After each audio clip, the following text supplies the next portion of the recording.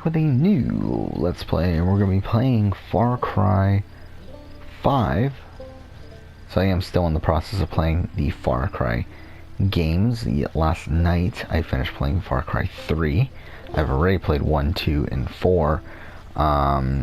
So tonight I actually started playing some Primal. I played about an hour and a half of Primal. And by the end of it I was kind of just like, I think I'm good. I don't need to play any more of this.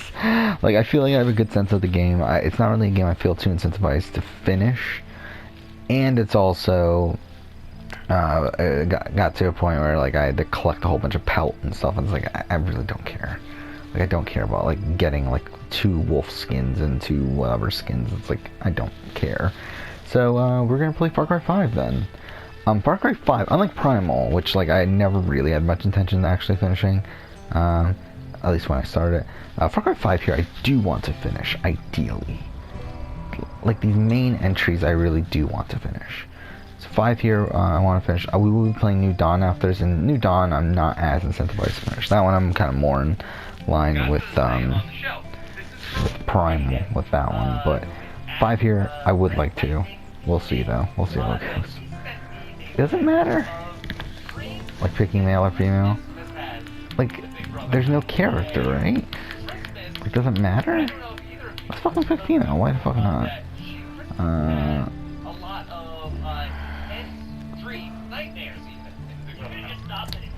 Whatever.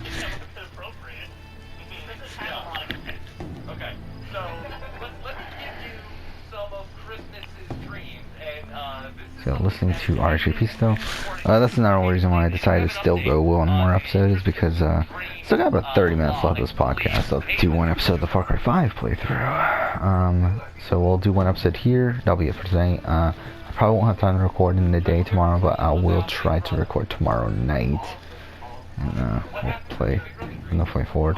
Ideally, I would like to have the game done by the end of the week, I would say. Yeah. I don't know how long this game is, though. Looks nice graphically. Yeah, I'm not sure how long this game is. If I were to guess, I would say somewhere in between 15 and 20. Like, I would guess it's longer than 3, which took us about 12. So. No one took these groups seriously. They were different. Religious. Military. It was a goddamn cult. This is the best graphics from a Ubisoft game. This is 2018, right? Same year as Odyssey. I got hit, and it was like, it wasn't like brass knuckles, like kind of a fist clenched around it. Yeah. People don't want to believe groups like this exist. People are scared, man. Someone wished to harm us. Someone wished to destroy all that we have built here together. Someone betrayed us. Alright, so here are some of Nobody's capable. September 1st on Their leader, 10:30. Joseph C. They call him It's really his name. Kind of shit name, isn't it? Do not believe. You have no faith. And we have Boss, we have Pagan Min, then we have Joseph Reed. Or Seed. Seed, that's even worse actually. Joseph Reed would have been better. Okay.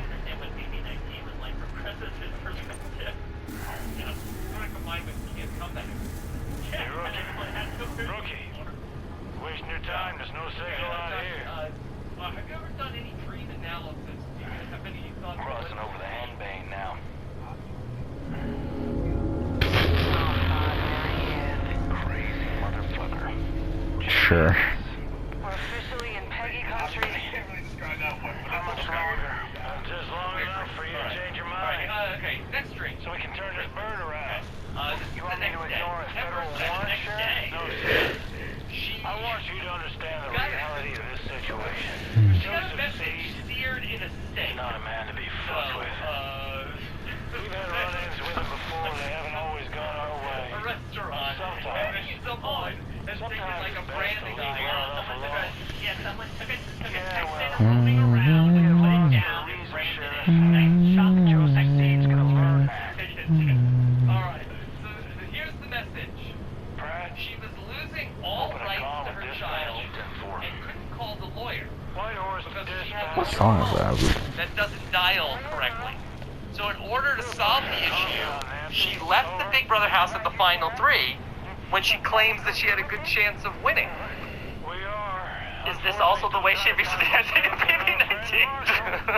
Yeah, that does seem like I there had is... to call my doctor, but the phone just wouldn't work. I would have won, I swear to God. Yeah. Josh, how does she get the message in a Pandora's box situation where she takes the lid off it and the statement that you need it after? Yeah. Or, Josh, do you think that is it... Oh, Chevelle. She won some sort I of forgot Chevelle was even a fucking band. Backyard. Until now. This is like a secret message or a little... I used to love Chevelle. Could this be a meal that Cody had prepared and sort of put in front of Christmas of like, listen, I know this is your second meal, but eat this steak. You're not going to regret it. Yeah. This is a damn good steak. This thing is cooked to perfection, and I'm all about it. Chevelle's still around. These biceps ain't gonna feed themselves. Your boy needs his meat. That makes sense. The steak Yeah, literally he's had an says album damn a few good on years it. ago. That's why it was called a damn good steak. Cody's doing 4D level plays right now. Yeah. So I put a message I in the completely steak. forgot Chevelle existed. Mike, what Yeah, the red, does it say on the some steak pain that you're below. losing your children, your child? No loyal? Yeah, exactly, like, oil be gone or That's something. up to the bowl. Would you eat the steak then, also? Face to the floor. Personally, Yeah, I forgot how much I used to like Chevelle. Like, that is something that is really contemplated. I guess there's no pen and paper in the Big Brother house. You can't deliver a note. I mean, listen, some people, Eric has Skittles, Christmas has tenderloin. Like, everyone has their ways to work in the BB house. It's gotta be a big steak, though, to get this message in there. Okay. Then I think, I mean, you have to really, like, I guess you could sort of be, like, carving letters into it. Maybe you carve a message in, like, a baked potato. And then when it comes out, you're like, oh, Davon, would you like this baked potato? And it says, like, Nicole was the third vote, or the vote against Ian. Yeah, I mean, this is kind of like when Rachel Riley went back into the house in Big Brother 12 and then left the note to vote out Matt Hoffman. Was that in like Cheetos? Yeah. Or, you know, this is essentially the foodie version of when Dan went into the Big Brother Canada house and left that ring, that bracelet on Emmett. Yeah, exactly. I'm going to come in here, I'm going to take a steak and put it on the plate of the person I think will Can I win Big not Brother run? this season. Although I think Can I you were only on the walk? dairy Can I only farm, walk? Okay. Alright, so it was just a glass of milk that the milkman had to drink. Okay. All right.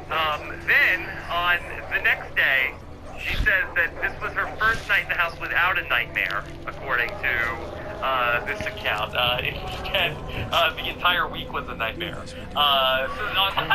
on September 8th, okay, the day after the fight she had with Bailey, she says, okay, she married someone.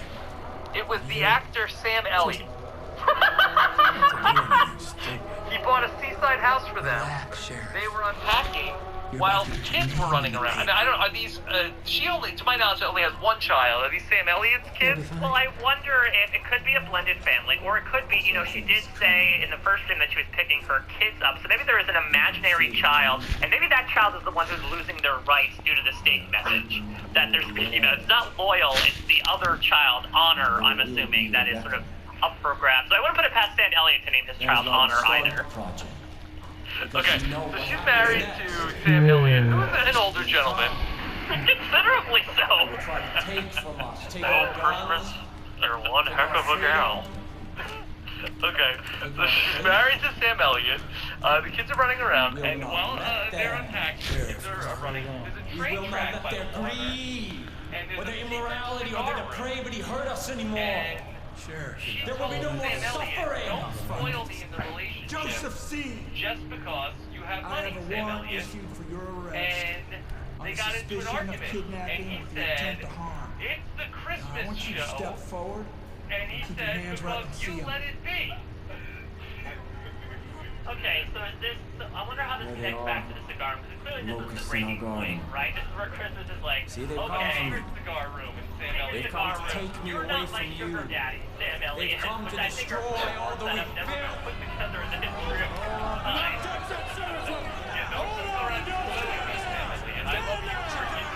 So I believe from what I remember about this game when it came out is that, like, obviously he's the main target, but like from what I remember, it's like we have to take out his like lieutenants first, right? And it's like we have to. Like, oh man, Christmas must have a real crush on Sam Elliott at the time. I mean, I guess he is sort of like the paragon of masculinity. Sam Elliott is 76 years old.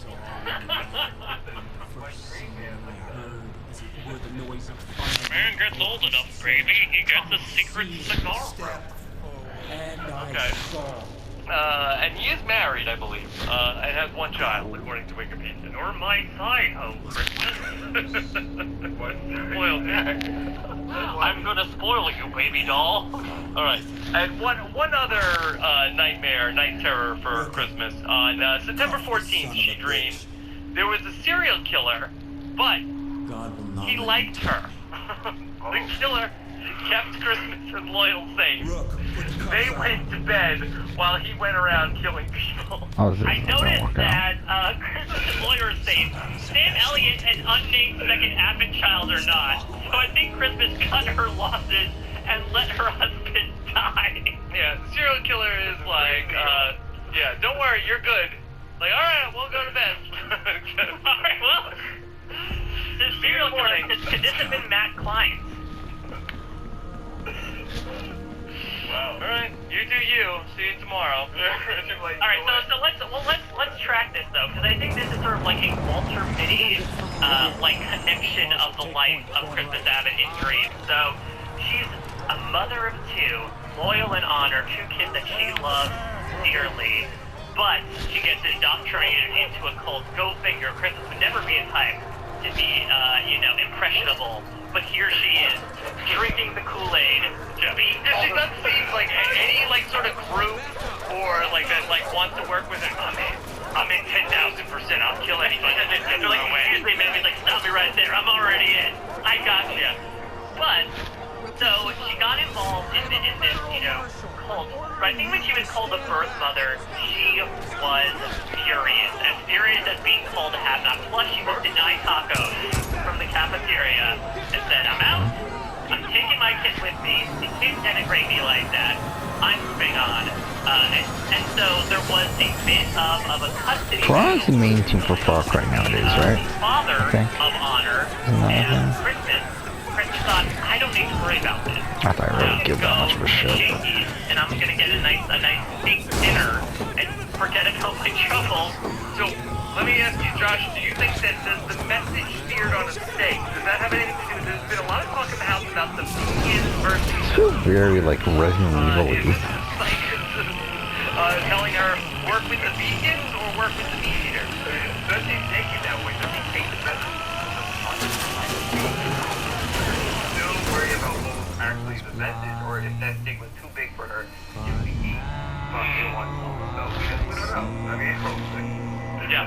I wonder if this also had to do with, and this was September 2nd, this is right before the whole thing where Tyler wants to quit the game, where you could say she was losing rights to one of her children, and then could not contact a lawyer. Oh wait, you know what, actually, I pieced it all together. So that second dream is actually, cue the lost trombone, a flash forward. Oh, please don't hit me. Because the way it carries out is we have the cult. Within the cult, Christmas meets a younger Sam Elliott. They fall in love. They have many romping affairs. And Sam Elliott, they come to blows over the secret cigar room. Yeah. And so Christmas looks the other way when a marauder comes about town with a machete. But they find out that Christmas sort of did that, and they tried to take her child away as a result. Hence the steak message. Josh, is Sam Elliott's secret cigar room attached to the BB basement? honestly, Sam Elliott, the neighbor. You cannot kill me. No man can murder me. Sam Elliott's nipples are. That's a full dollar bill. A dollar? Not a dollar bill. Not a dollar nipple. He's got 10-inch nipples. Yeah. Yeah, Sam Elliott. What a career. Before appearing in Christmas's Dream, It looks like yesterday was a pretty good day for me to champs, though. The Hero, Big Lebowski. Obviously, with it being a Monday, still looks like I got like well over 5,000 views yesterday. Yeah. Okay, and then finally, Pretty good. what about the serial killer? Yeah, I feel like well, the serial killer, I don't know, I feel like the serial killer represents, like, she feels like, she's a team player, right? Yeah. Like, maybe there's someone where she feels like there's someone, like, on the loose that's trying to kill her team. And so she's not going to it, like, but she's saying, yeah, go to bed, like, don't worry. She's like, they might be going after them, I don't care, I'm going to bed. So far, it really does feel like something's missing from not having the main character talk or anything. Yeah, thank you too much to Hayden at Red Lightning TV. Please let us know about any other updated nightmare that are going along with Christmas. Please. What? The Big Brother Dream? Who knew that this was going to be such an interesting topic? I mean, honestly, sometimes more interesting than what's going on in Christmas's fantasies seem inherently more eventful than the tweets of Big Brother 22, for being honest. Yeah, that's too, and Mike Bloom's dream. Yeah, listen, I think people have been praying for an all-out, knockout trombone brawl at this point. Mike, do you have any other podcast dreams? I have several podcast dreams, Some control scheme like, so far. I'll be like paying like, oh, are you ready to record this thing? And Yeah, I'll looks have like like control scheme's pretty pretty much podcast exactly the equivalent, same. right, of like you not having studied for the test. So there's certainly some anxiety in there. Then there's certainly like less physical. I have had dreams.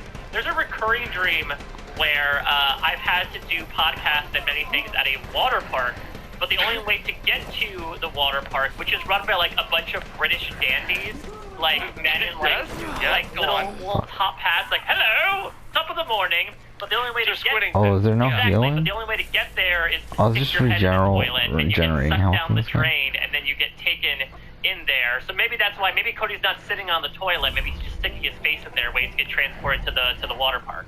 And this is a recurring dream. It's recurring, because to the point where I think the third or fourth time I had this dream, I instinctually just went to the toilet automatically, being like, well, I know what to do now. Let's just keep moving. And so, you had hemorrhoids. Wow. I'm really tired by this point. Is it a bidet? Is the water shooting out of the toilet? Yeah, maybe I'm getting transported to like bidet world, or day bidet, where everyone just has. It's a pretty nice jump I do in podcasts there. I graphics, go into the water park. I just 3 to record a 5. podcast at the water park. As you would expect, I would obviously. think water park would not the ideal place to do a podcast. Yeah, the acoustics are probably pretty bad. There's a lot of screaming people around. A lot of water, right? A lot of water inherently with the name of the park. So, but yeah, it's the place I choose to go. I guess it's a very site-specific podcast. Yeah, I almost never dream about being on a podcast or doing a podcast. Really? Yeah, really. You would think so, but no, I don't know. It never happens. What do you? Yeah. Now you're gonna have one tonight where Sam Elliott's gonna podcast with you inside of a secret human. No, I'm gonna have a nightmare where the chat is just all talking about the size of my nipples and then what coin they would be. That'll be my nightmare, and then I'll get a message seared in boring chicken. Oh yeah, exactly. The cold serve plate. It's like dime-sized nipples. I'm sorry. I thought they got you. Come on. Yeah, or she'll have a dream about all this. And then she'll be mad at me. Okay. All right. Josh, anything else from Big Brother 22? This season is boring. Yeah. But other than that, this is a blast. I wish Davon could stay this week. I had no idea. Going out, I really like the air out like that. So yeah. That's all I can say. We're putting this whole family away. Looks very bleak for Davon, but she had a really good run. Yeah. It's a little delusional right now. I'm not gonna lie. Yeah, it's been a tough week for her, considering that it's going to be kind of insult to injury, and that she's going to go out having completely incorrect suppositions about what's going on. So maybe, I don't know, there might be stuff that maybe Nicole will tip her off beforehand, so maybe things will come around. But I will say, you know, I think I said the first month or so when I was doing a podcast that the first month definitely felt like the Janelle and Pacer show. I would say that after that, the baton was kind of passed to Devon, just like as a character. She's so electric and energetic that it's gonna be tough to leave her for a number of reasons. I really am intrigued to see, like, who's going to be the big character that the edit revolves around. I guess it's gonna be Enzo, because he's probably the most entertaining person left. Fuck off. Everyone else are, you know, game players to a certain regard, but I feel like when it comes to making good TV, Enzo might be the closest thing to, like, an electric jolt that they have of the remaining 9.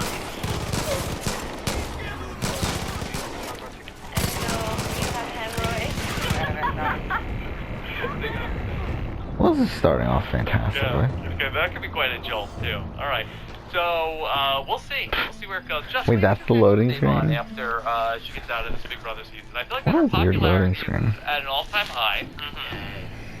I hope What will she do? You know what? Listen, if Survivor ever does a season where they win all the Big Brother players, hey everyone, come on. I feel like Devon can actually do pretty well. We talked about Survivor being very fast-paced. Devon's a very fast-paced player, you know, like, she's on your side until she thinks you're cheating on her, so... Yes, whether in a dream or not. Yes, she might have a dream that'll tell her that A daydream. Yeah, daydream. Okay, alright, Josh, where can people keep up with what you're doing?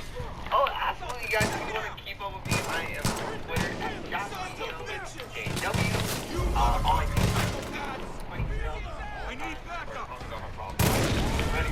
Yes, like when it rains. Yeah. JWCEO. Wait, what's the end? JWCEO. Oh, it's Josh? Josh. CEO. JW. Okay. So, there you go. Alright, let me see it. Just how much funny stuff are you talking about? Not right now. What the fuck? This game doesn't have a fucking health thing, does it? What the fuck? Oh, I'm still reviving. Yes. Dude, You think God is crying about Big Brother. That's why it's raining. You know, it's not a coincidence. Listen, it's not a coincidence that last week, when I was really, really happy, Devon was in the win veto. And this week, Devon's going home. Very sad. Yeah. Okay, and was it sunny last week? Yeah. Josh, who will you root for once Devon is gone? I guess we're gonna find out. I really don't. I was not prepared for that part. Forecast looks murky at the moment.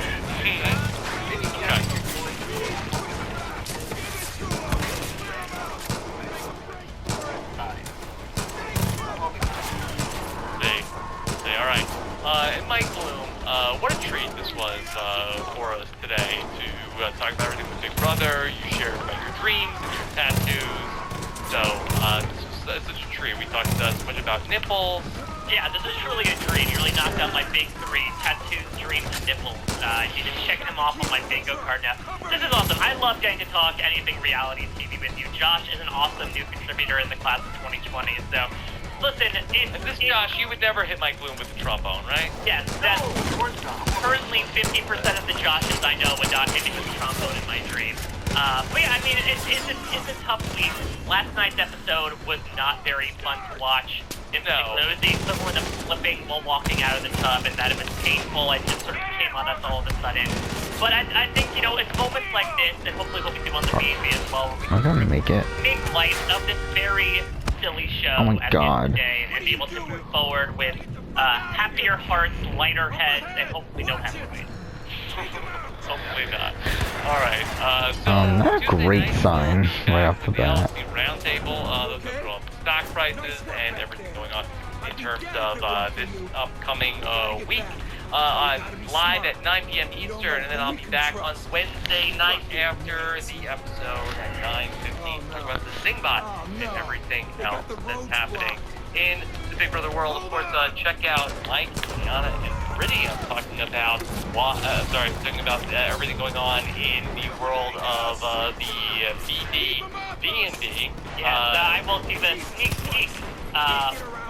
We did anagrams for Big Brother contestants, and Ian Terry recently looted Ian Terry's anagram name in Tiny Rear. It's fun. Yeah, that is fun. Perfectly sweet. Yeah. And Cody is radical koi foe, which I guess if you were time or the concept of being in California makes a lot of sense. Come on. Those letters don't go there. Yeah. That's the real thing. Yeah. Mike, I'm always impressed when you do the anagrams. Do you have a system? Do you have like an algorithm that you punch them into, or you do it all by hand? No, there's a website. I do not have nearly that much time as much as my podcast schedule may say otherwise, where I put in someone's name and they give me, honestly, a list of hundreds of names. I just sort of comb through it and pick out any other fun little thing. Like, Quesarita is a dairy shark. Christmas Abbott is abstract mob shit, which I believe is her first dream that she had. Like a threat in a porterhouse steak. Yeah, exactly. And Memphis Garrett is Fuck, I'm almost dead. Okay. So if you want to check out any more fun anagrams in addition Again, this is not going well so far. Like, this is on the easiest difficulty, right? Ray that happened last week. Be sure to check out the BB. And we'll also be joined by Ali Lasher this coming week as well, so it's sure to be a fun time to be on it myself. Okay, fun stuff. Alright, thank you so much for checking us out today, of course.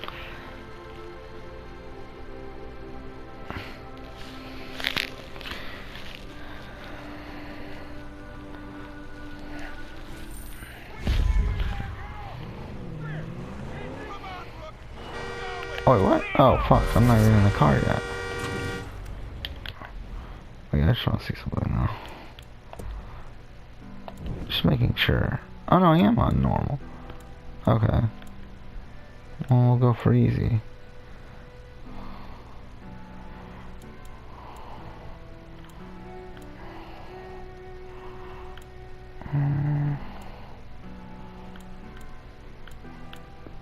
I'm so tired, I can barely read this, if I'm being honest.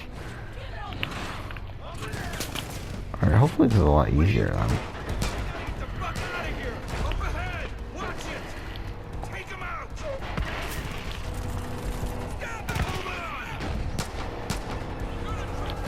You okay? Nice work back there. I'd be dead if it weren't for you. We gotta get back, but we gotta be smart. We don't know who we can trust. Fucking Nancy. Oh no. Oh no. They got the roads blocked. Hold it.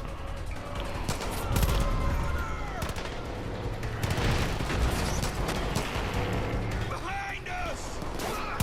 Keep them off us. Jesus Christ. Yeah, looks like we definitely take a lot less damage.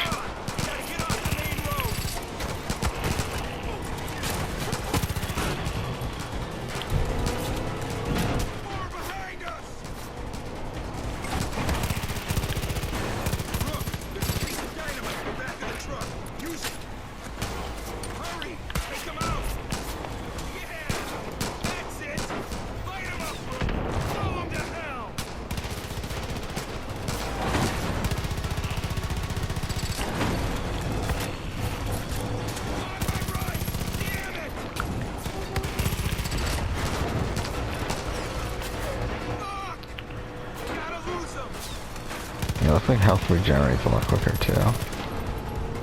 Is that a fucking plane? Don't you tell me they have fucking air support. Ah, shit, shit, shit, shit.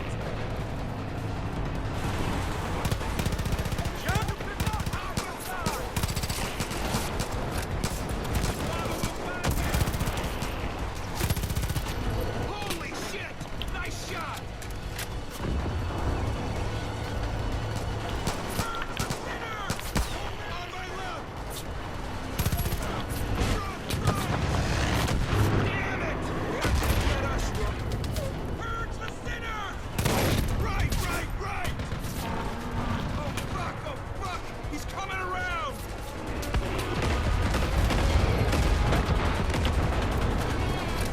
Yeah, this is definitely a lot easier. Just based on the fact that we take less damage and health regenerates quicker. So, yeah.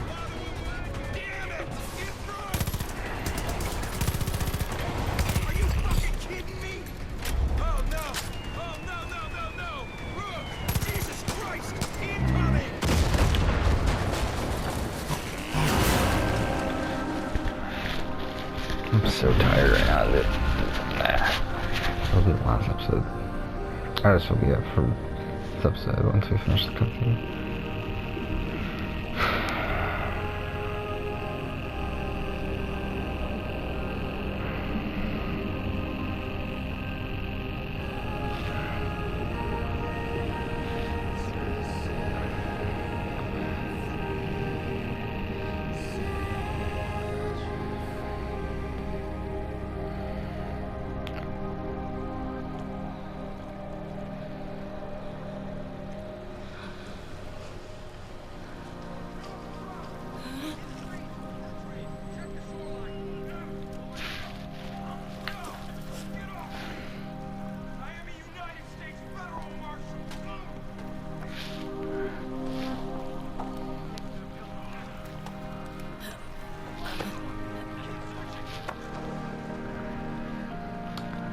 My children,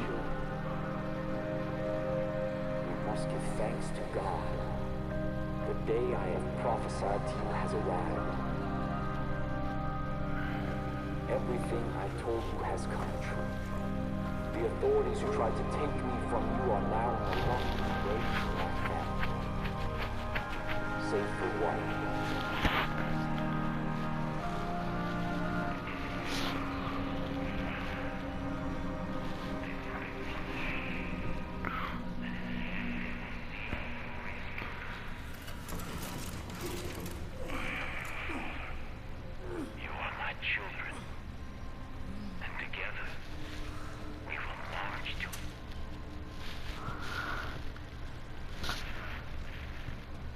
You know what that shit means? It means the roads have all been closed. It means the phone lines have been cut. It means there's yeah, I mean, I guess something I haven't really talked about Bethesda is like how, being about my Xbox, how it really doesn't affect me at all. Like these, like I like Fallout good enough. Like I mean, like Fallout 3 is good. I enjoy Fallout 4, even though I normally shield up. And like if a Fallout 5 came out and it was exclusive to Xbox, obviously I'll be kind of like disappointed. But it's like I'm not gonna buy an Xbox just to play Fallout 5 either. Like it's not something I cared that much about. And like really, Bethesda, just in general, is not a company that I am super invested in. Like I mean, it's like they showed the list of games. Mind you, a lot of them I haven't played yet. And they're games I own, it's just I haven't played them yet, and I plan on playing them eventually. I plan on doing videos on them eventually if I end up like having enough to say about them after playing them. But let's see if I can look this up. But it's like it's a lot of stuff that just isn't it isn't 100% for me. Where is it? Here it is. Yeah, so we got Dishonored. Haven't played it yet. I own them. Gonna play them at some point. Actually, to be honest, a lot of these are games I've installed. So yeah, Dishonored, Wolfenstein, same thing. Elder Scrolls, just never been able to get into it. Fallout, again, I'll give that to them. Doom, haven't played it yet. Again, will eventually. Evil Within, haven't played it yet. Prey, I enjoyed the first Prey, the original Prey, but did not like the reboot. From what I played, again, I'll try to play it again eventually. I did not love it, but anyway, we're done. That's it for this episode. We'll continue on this again tomorrow, but for now, thanks for watching.